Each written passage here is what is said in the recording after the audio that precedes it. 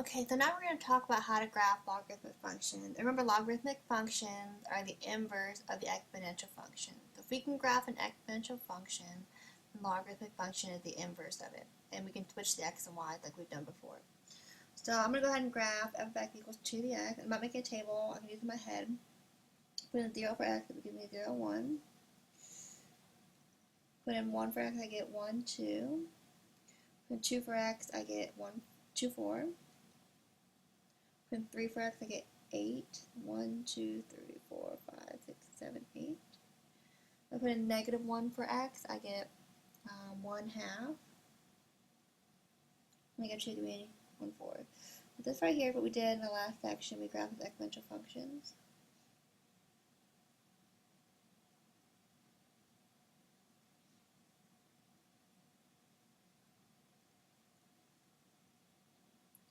Okay, the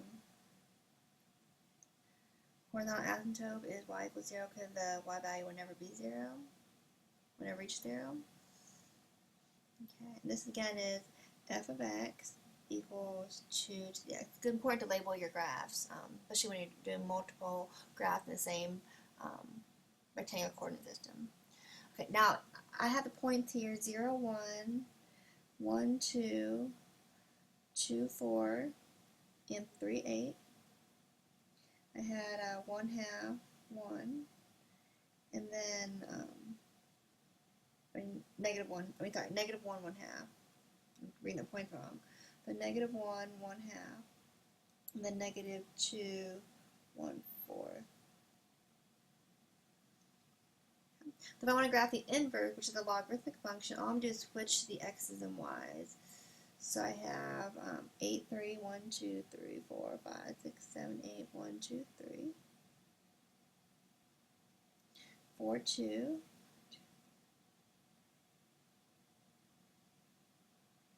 2, 1, and 1, 0, 1 half, negative 1,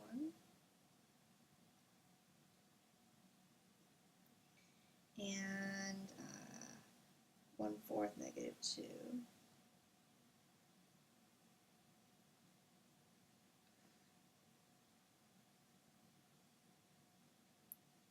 That graph would look like this. If you have a different color pencil in the exam, that'd be great. If not, use the dashed line. This is going to be g of x, or the g of x I have, equals log base 2x. And even the asymptotes switch to, so this is going to now be an asymptote here. It's going to be a vertical asymptote. I don't know if you can see my blue here, but vertical asymptote.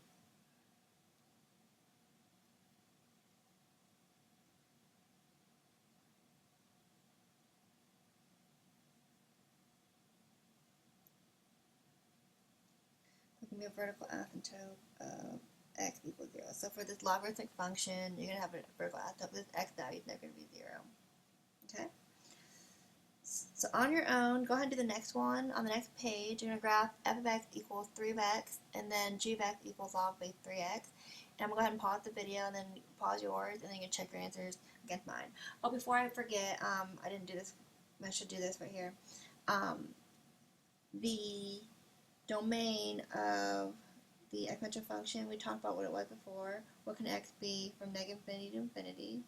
And the range from 0 to infinity. Now we do the logarithmic function, which I did in blue. The domain, there's two ways to do it. You can actually just look at this function and say, well, x can, from 0 to infinity. It doesn't ever reach 0, but it's going to get close to 0. 0 to infinity. And the range, what can y be? Well, notice how this goes on forever and ever and ever and ever. They're going to reach high y's. And then this goes forever and ever and ever and ever. The y's go down here. It will be from negative infinity to infinity. You can look at the graph. Or you can switch the domain range here. If you're switching the x and y's, you switch the domain range also.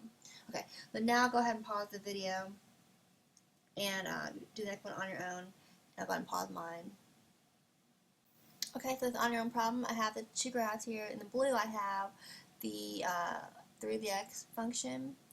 And here are all my points there in blue. And I have the horizontal asymptote y equals 0. And I found the domain range for that. And then in red, I have the logarithmic function log base 3x. So I have this right here, and all I do is switch all the x's and y's. And I have the horizontal asymptote now become the vertical asymptote. The vertical asymptote is x equals 0. Let's do the next problem, and we're going to do graph f of x equals 1/2 to x power. Remember, the same thing as 2 to the negative x. And then we're going to graph the logarithmic function log base 1/2 to the x. Okay. Now what I'm going to do in my head, I'm going to go ahead and graph this in, I'm doing red. So I put in my values here. If I put in 0 for x, I get 1, so 0, 1.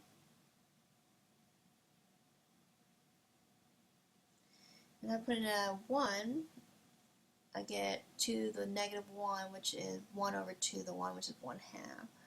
I get 1 and a half. I put a 2 in there, I get 2 to the negative 2, which is 1 over 2 squared, which is 1/4. Okay. Now I'll put in a negative 1 for x. Negative of a negative 1 gives me a positive 1. So 2 to the 1 to 2. So right there. And if I put in a negative 2, I'll get positive 4. 1, 2, 3, 4. Because 2 to the negative of a negative 2 is 2 squared, which is 4. So that's going to be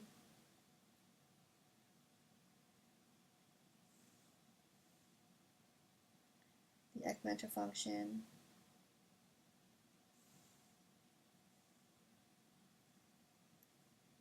And then the horizontal asymptote is going to be y equals 0. Okay, and we'll label my points. I have negative 2, 4, negative 1, 2, 0, 1, 1 and then a half,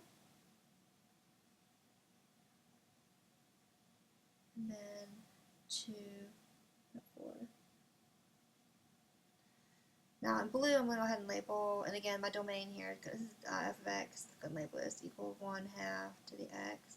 And my domain is going to be from negative infinity to infinity, and range is going to be from 0 to infinity. And it kind of gets crowded with all these points in here, so on the test I'm not going to make you label these points. It's just a little too crowded, so let's go ahead and erase these. But you know the points are. So then g of x is going to be the logarithmic function, the inverse, and switch all the x and the y. This one was 1, 0, 1, so that becomes 1, 0. This one was negative 1, 2, so it'll be 2, negative 1, 2, negative 1. This one was negative 2, 4, so it'll be 4, negative 2. This one was 1 and then a half, so it'll be a half and then 1. Oops.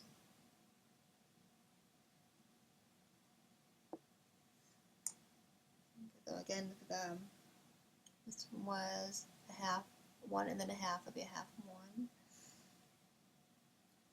This one was 2 and then a fourth, so a fourth and 2.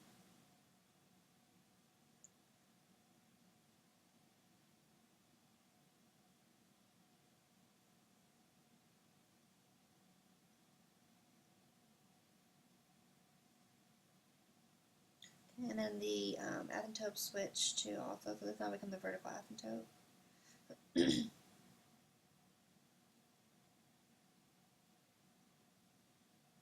And this equation is g of x equals log base 1/2 x. And the domain here would be from 0 to infinity, and the range would be from negative infinity to infinity. Okay. Here's the thing. Let's look at the characteristics of logarithmic functions. The domain is going to be from 0 to infinity. That's really important when we get to section 4.4.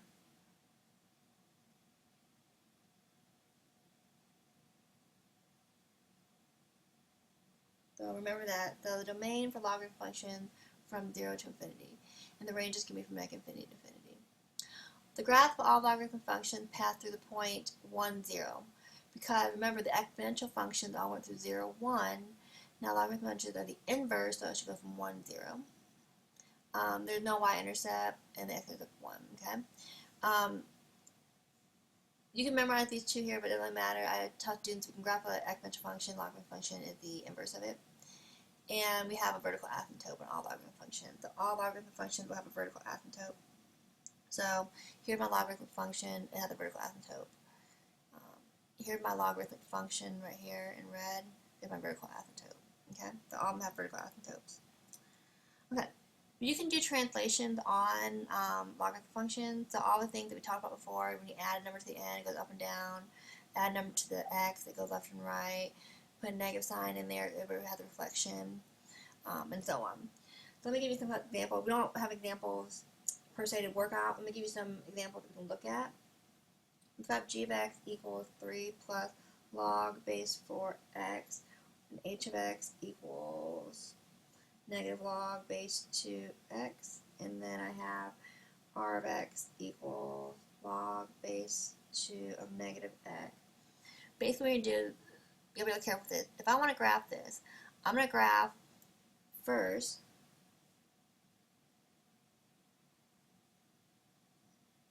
four to the x, or you could just find the points for the x, find the points for 4 to the x, and then what you're going to do is you're going to just switch x's and y's to get y equals log base 4x. So you're not going to have, when you graph this, you're not going to have the exponential function. You're not going to have this. You're doing this mentally in your head, and then switch x and y, and you want to get the logarithmic function. You don't need this function anymore if you're just graphing the logarithmic function. If you need to graph this, and then graph this, do that fine, then you want to erase all this. Does that make sense? Does that make sense? Make sure you email me. So first we're going to graph the 4 to the x, or find the point for the x, switch the x's and y to get y equals log base 4x. Okay, and then we're going to erase 4 to the x. Okay. Once we do that, we have the logarithmic function right here. This 3 is being added. It's really added on to the end. I could just do plus 3 at the end here, and add it to the entire logarithmic function. So I'm going to shift up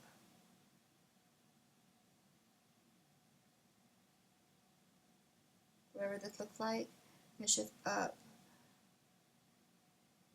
3 units. Okay. So what I'm trying to emphasize is that when you're trying to graph a logarithmic function, you need the exponential function somehow to graph this. This one's going to be a reflection. You graph the logarithmic function here. We're going to do the exponential function to the x, either switch x and y, or erase it and then do this. Then this negative sign in front is going to tell me I'm going to reflect that across the x-axis. And then when I have the negative sign with the x, it's going to reflect across the y-axis. You're going to have some of my math lab problems on this, so you'll see exactly what I'm talking about with that. Okay, let's talk about some common logarithms. And actually, I'm getting ready to run out of time. Let's see how much I have left here. And I don't have a lot left, but I don't think I can finish the rest in the next 2 minutes. So I'm going to go stop the video here, and then we'll finish the rest of this section in the next part.